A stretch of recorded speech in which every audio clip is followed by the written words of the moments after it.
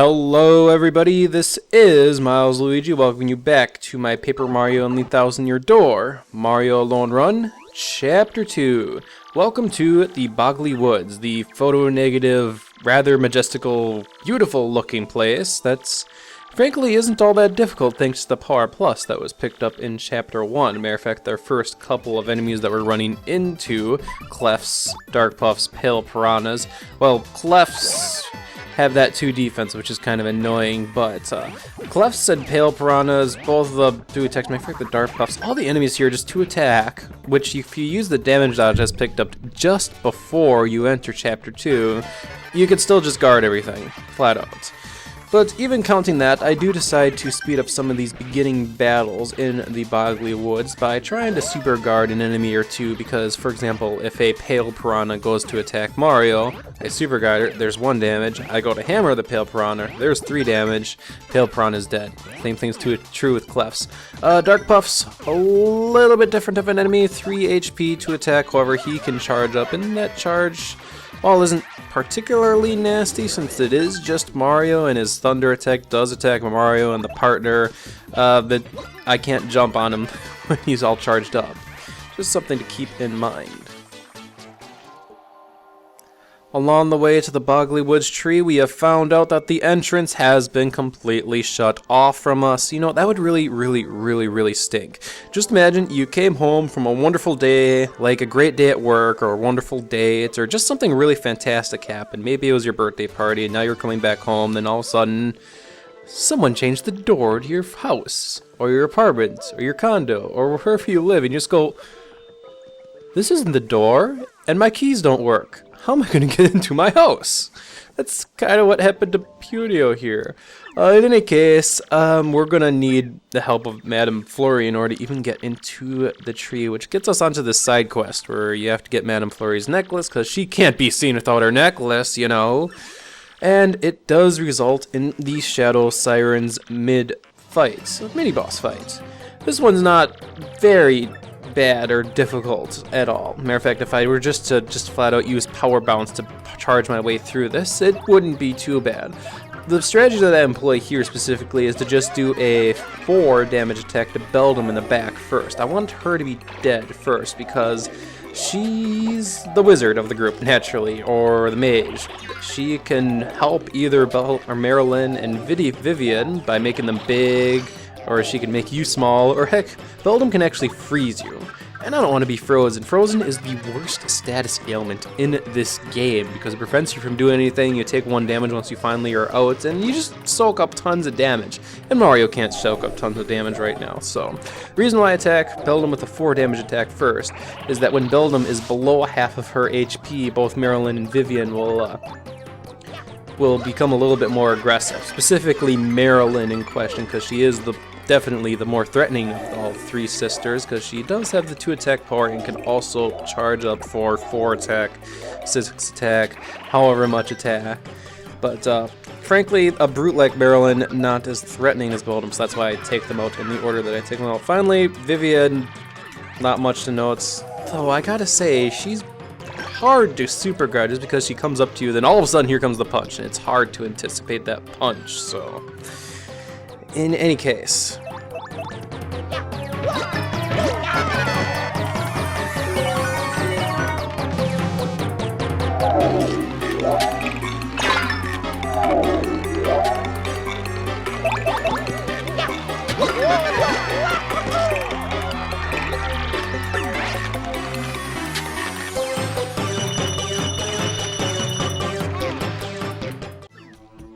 We get Flurry's necklace back, and she is very ecstatic and very much wants to give Mario a kiss. We'll let this cutscene play off because shortly after the cutscene ends, it looks like Madame Flurry just regretted that decision. Nothing against plumbers, but I guess that wasn't a great decision, Madame Flurry. Yeah. Now, funny enough, you can actually leave at Madame Flurry's house, come back in, and her door will be open then. Along the way here, I did pick up Quake Hammer, which is a fantastic fantastic badge for Mario to have, given that both his jump attacks, well, his jump attacks are direct attacks, and hammer attacks are, in a sense, direct, depending on who you're attacking or what you're attacking. But Quake Hammer is a flat-out indirect attack to all ground and ceiling enemies. It's not powerful, but A, it hits everything, B, it flips over things, C, it hits things on the ceiling. It's overall an incredibly useful badge in the right circumstance. Holy cow. I kind of wish I could have picked this one up earlier, but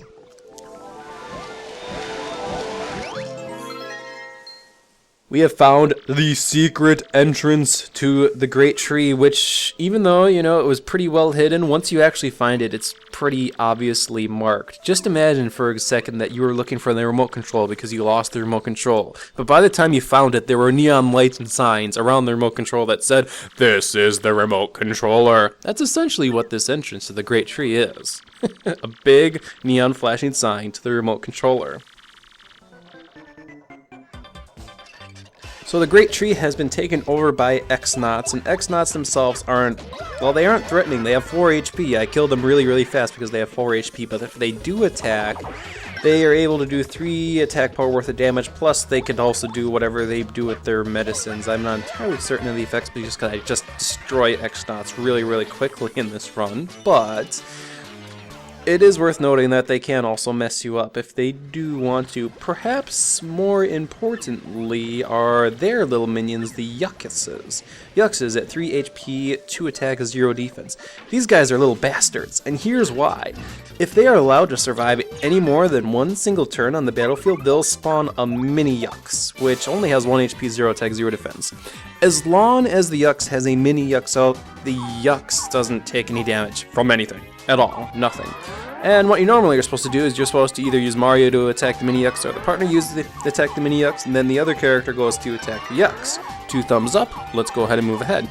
I'm kind of by myself, Mario alone. This results in possible situations where the only way I'm going to be able to defeat all the Yuxes here is to use Earth Tremor, our new Crystal Star ability, which I haven't talked too much about.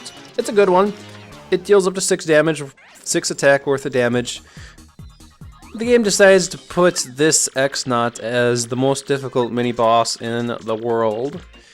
As I like to joke, he just got ambushed by Miss Mouse, and well, he thinks we're the dirtbag, and he's no different than any of the other ones. Say bye-bye to this theme, by the way, that's currently playing right now, because this is actually the last enemy this theme plays for, and it's sad because this is a good battle theme. Bye-bye, X-Naut.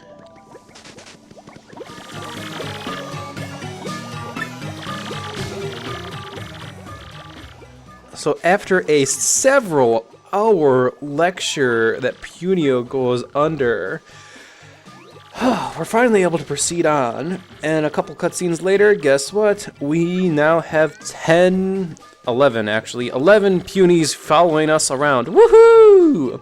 Punies themselves they have no battle impact whatsoever, so I don't have to worry about that at all. Though that does mean I kind of have to escort them around the Great Tree. Not a huge nuance, but no, thanks, Elder. But this room that I'm showing off right here, in particular, with the stump in the middle, I have no clue how the Punies normally get around it, because in order for me to even get them to the other side, you gotta use Madame Flurry to blow them across. Otherwise, I guess this part of the tree is just completely inaccessible to them, which doesn't make sense, because there's a shop down below with Punies in it. I'm probably overthinking this, if I'm being honest. One slightly annoying enemy in the Great Tree is the Piter, 5 HP. They aren't too difficult to guard against, although I would personally contend they're difficult to super guard against, but just regular guarding all their little spider shots isn't too bad. Inherently, because they have 5 HP, if I want to run around KO them, I have to use Power Jump or Power Bounce, and Power Jump costs less. I mean, theoretically, I could Power Smash on the thing near the ground, too. In any case, I never really understand these puny jabby battles. Yeah, control a tree, you know, 1/2 punies, 1/2 jabbies, but there's hardly any interactivity you have in these battles. The most you can do is blow around some of the jabbies with Madame Flurry, and that's it. It is theoretically possible to actually lose these battles, and then you have to run away, but once again, you hardly have any control over them at all. Just exterminate all the bugs. I like how Punio and his sister are apparently the most important punies ever, like very important punies. But with all that said, we now have 101 punies following us, and it's like, holy cow, Mario. Controlling all the 101 punies, by the way, is kind of annoying, because if you do move around too fast, especially around corners or near pipes, some of them will get agitated and lost, because there's so many of them following you, and once again, more escorting around. Wow, that one puny is a giant little bug.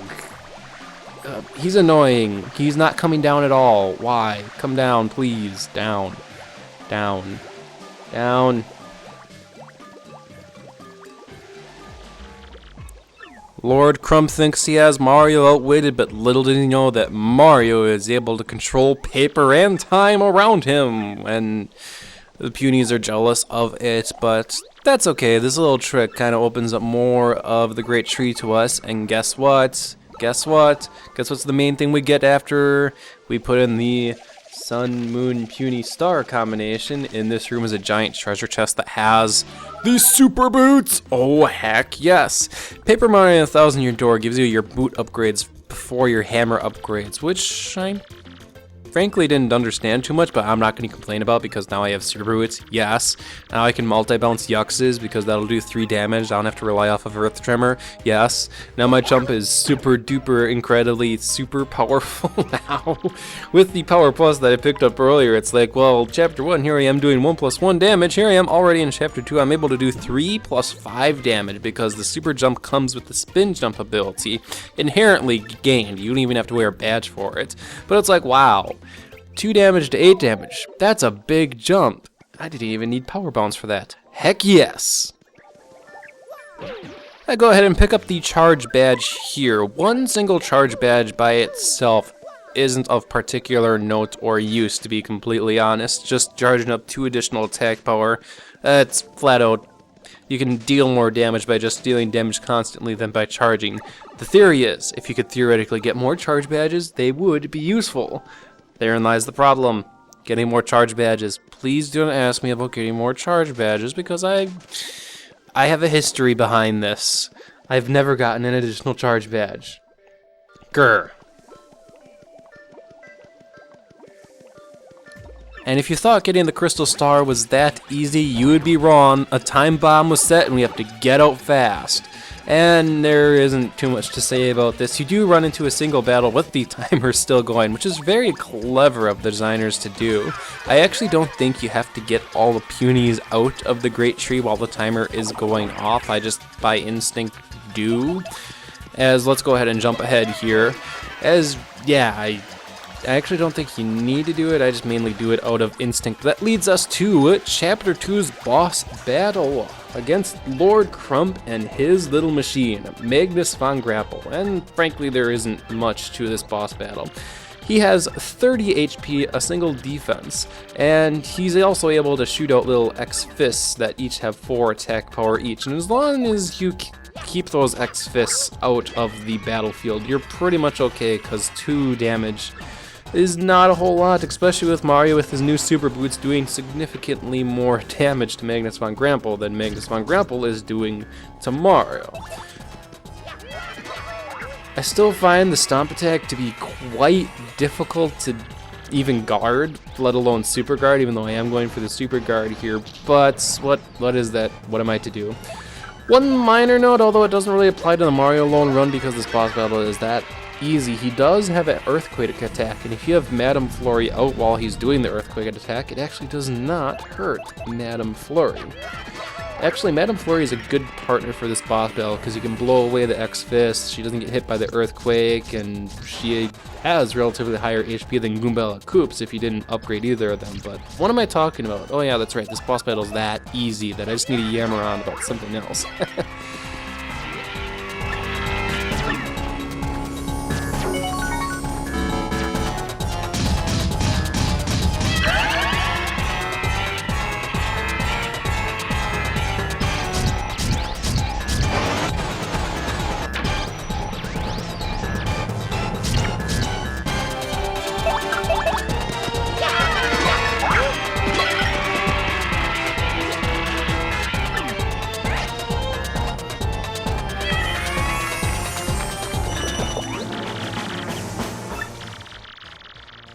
Since Chapter 3 is kind of it's a big thing in and of itself, I decided to include some of the interludes specifically in this video instead of Chapter 3's video. So, in the interlude, we actually get to play as Bowser in Super Bowser Brothers. This was a brilliant idea, and then Super Paper Mario came out, and it was okay. Some people didn't like it, some people liked it, but... woohoo!